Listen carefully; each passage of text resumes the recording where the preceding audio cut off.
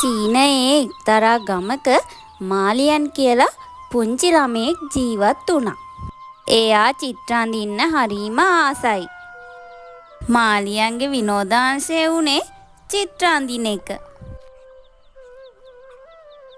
අනිත් ළමයින්ට වගේ මටත් අම්මයි තාත්තයි හිටියනම් ලස්සන පෙන්සල් අරන් දෙයි. චිත්‍ර අඳින්න පාටත් අරන් දෙයි. ඒත් ඉතින් අත්තම්මට ඒව ගන්න සල්ලි නෑනේ. මාලියන්ට එයාගේ අම්මයි තාත්තයි දෙන්නම නැහැ. එයා ජීවත් වුණේ එයාගේ අත්තම්මත් එක්ක. දවසක් මාලියන් නිදාගෙන ඉඳිද්දී ලස්සන හීනයක් දැක්කා. එයාගේ අම්මා ලස්සන සුරංගනාවියක් වෙලා මාලියන් එක්ක කතා කරනවා එයා හීනෙන් දැක්කා. මාලිය මගේ පුතේ මං ඔයා දිහා බලාගෙන ඉන්නේ. මගේ පුතාට තෑග්ගක් කොන්න.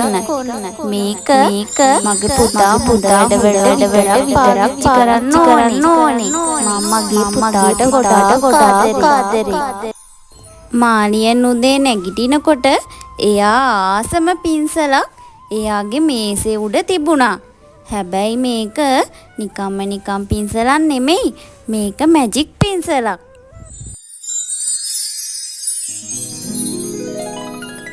මායා පින්සල.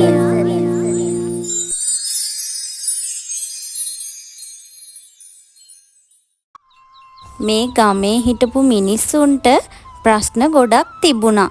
මේ ගමේ හිටපු අහිංසක දුප්පත් මිනිස්සු ගොවිතැන් කරලා තමයි ජීවත් වුනේ. බලන්නකො සියතු ගොයියෝ මේ කන්නේත් වතුර නැහැ. කොහොමද අපි මේ කුඹුරු කරන්නේ? මේ පෑවිල්ල දිගටම අල්ලලා හිටියොත් අපිට බඩගින්නේ තමයි ඉන්න වෙන්නේ. ඒගොල්ලොන්ට කුඹුරු වගා කරන්න වතුර නැති හින්දා ඒගොල්ලෝ ගොඩාක් දුකින් තමයි ජීවත් වුනේ. දවසක් මාලියන් මේ හරියෙන් යද්දී මේ ප්‍රශ්නය ගැන මාලියන්ටත් දැනගන්න ලැබුණා. මාලියන් ගෙදර ගිහිල්ලා එයාගේ පින්සල අරගෙන වැස්සක් ඇන්දා. වැස්සක් ඇඳලා එයා ප්‍රාර්ථනා කරා ගමේ මිනිස්සුන්ට වතුර ලැබෙන්න කියලා.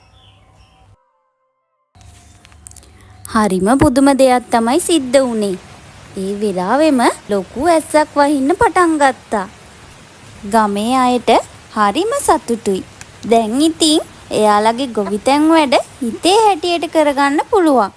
මාලියන් හිතුවේවත් නැති දෙයක් තමයි සිද්ධ වුනේ. මායා පින්සල.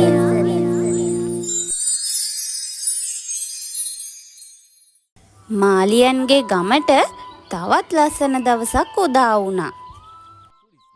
ලස්සන දවසක් කිව්වට මේ දවසත් එච්චර හොඳ දවසක් නම් උනේ නැහැ. අනේ අපේ මහත්තයෝ. ඕ ඇයි හාමිනේ?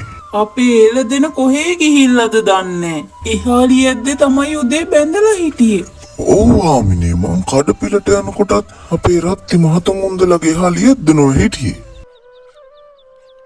ගමේ තවත් ගෙදරක එළදෙනක් ආගිය අතක් නැති වෙලා. මාලියන්ට මේ සිදුවීමත් ආරංචි වුණා. එයා ගෙදර ගිහිල්ලා එළදෙනකගේ සිතුවමක් ඇන්දා.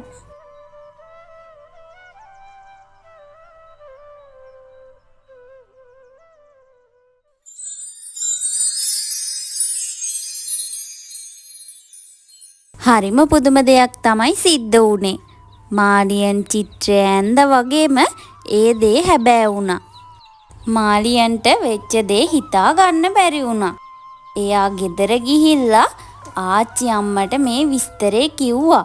මොකද එයාට මේ ආච්චි අම්මා විතරයිනේ හිටියේ.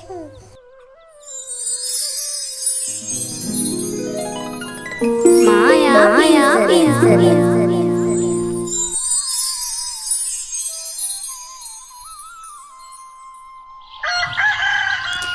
තවත් ලස්සන දවසක් උදා වුණා. මාලියන්ගේ ගම දැන් හරිම ලස්සනයි. ගමේ අයගේ ප්‍රශ්න ටික අපේ පුංචි මානියන් විසඳනවා. එයාගේ අම්මා එයාට දීපු මැජික් පින්සලෙන්. මාලියන්ගේ මැජික් පින්සලෙන් ගමේ මිනිස්සුන්ට උදව් කරනවා කියලා ගමේ ඉන්න ධනවත් නපුරු මිනිසෙක් දැනගත්තා. ඒ නපුරු මිනිසයාගේ නම මෝගන්. ඒ ගෙදර ජීවත් වුණේ මෝගන් සහ ඔහුගේ බිරිඳ. ඔය දන්නවද අර මාලියන්ගෙන පුංචි කොල්ල ගැන? ඒක ගා මැජික් පින්සලක් තියනවලු. ඒක හිතපු දේවල් මවනවලු ඒකෙන්. කොහොම හරි ඔය පින්සල අපි අතට ගන්න ඕනේ. ඊට පස්සේ මම මෙච්චර කල් හම්බු කරපුවා එක දවසින් දෙකකින් හම්බු කරන්න පුළුවන්. මෝගන් සහ ඔහුගේ බිරිඳට මේ මායා පින්සල ගන්න බොහොම ලොකු උනන්දුවක් තමයි තිබුණේ. ඒ වෙනුවෙන් එයාලා නොකරපු දෙයක් නැහැ. එක දවසක් මෝගන් ඔහුගේ මිනිස්සෙක්ව යොදාගෙන මාලියන්වයි එයාගේ මැජික් පින්සලයි පැහැරගත්තා. මාලියන් උදේ නැගිටිනකොට එයා හිටියේ කරුවල කාමරයක. එයාට කිසිම දෙයක් හිතාගන්න බැරි වුණා.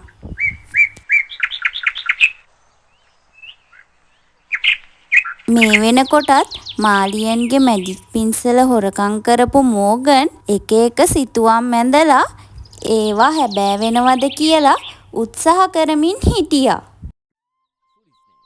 කොහොමද අදින එකක්වත් ඇත්ත වෙන්නේ නැහනේ. දැන් මේ අඳින පස්වෙනි චිත්‍රය. මෝගන් ඇඳපු එක සිතුවමක්වත් හැබෑ උනේ නැහැ. ඔහු උත්සාහ කරා. තවත් උත්සාහ කරා. ඒත් ඒවා හැබෑ උනේ නැහැ.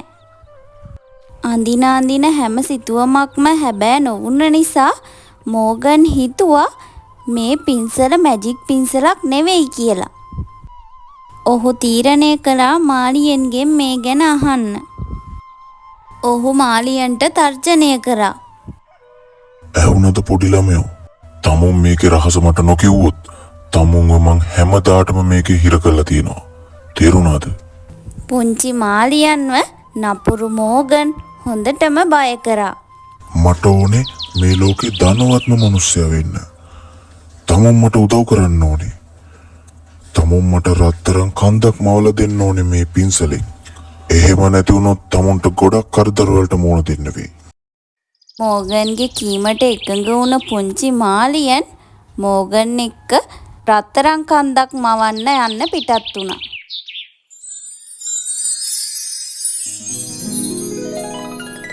මායා පින්සල.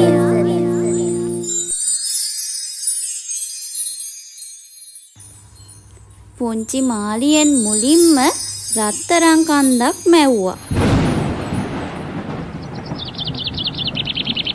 හැබැයි මේ රත්තරන් කන්ද තියෙන්නේ මුහුදෙන් ඈත එහා.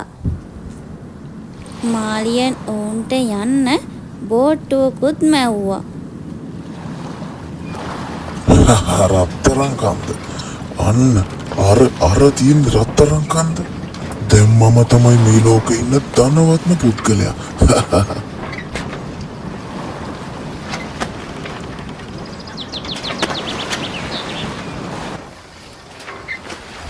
අර මෝඩ පොඩි කොළුවා ඔක්කොම රහස මට කිව්වා. රත්තරන් ටික අරගෙන ගෙදර ගියාට පස්සේ ඒ මෝඩ පොඩි කොළුවවත් පාලනය කරන්නේ මම තමයි. මේ ලෝකෙම පාලනය කරන්නේ මම තමයි. මාලියන්ගේ පුතේ ඔබ ඔය උදව් කරන්න හදන්නේ නරක මනුස්සයෙක්ට. මම කියන විදිහට ඔයා කරන්න. මාලියන්ගේ අම්මා මාලියන්ට කරුණු පැහැදිලි කරලා ඒ නපුරු මනුස්සයාට කරන්න ඕන දේ කිව්වා.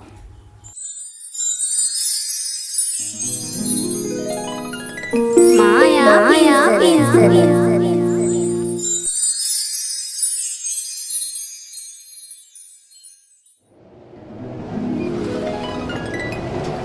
පුංචි මාලියන් අම්මා කියපු විදිහටම කරා. නපුරු මෝගන් සහ ඔහුගේ සගයා මුහුද මැදට යද්දී පුංචි මාලියන් ලොකු ගිනි පිඹින මකරෙක් සිතුවම් කරා. ඊට පස්සේ ගිනි පිඹින මකරා මෝගන්ගේ බෝට්ටුව සුණු විසුණු කරලා දැම්මා. මෝගන්ගේ බෝට්ටුව විතරක් නෙමෙයි, එයාගේ තණ්හාව නපුරුකම මේ හැම දෙයක්ම සුණු විසුණු කරලා දැම්මා. පුංචි මාලියන් වෙනද වගේම ගමේ දුවලා පැනලා ඇවිදලා එයාගේ ආච්චි අම්මත් එක්ක සතුටින් ජීවත් වුණා. ඒ විතරක් නෙමෙයි, මේ වෙච්ච හැමදේම එයාගේ ආච්චි අම්මට කියන්නත් මාලියන් අමතක කරේ නැහැ. පුංචි මාලියන්ගේ ගම දැන් තවත් ලස්සනයි. එයා මැජික් පින්සලෙන් ගමේ අහිංසක මිනිස්සුන්ටත් උදව් කරගෙන සතුටින් ජීවත් වුණා.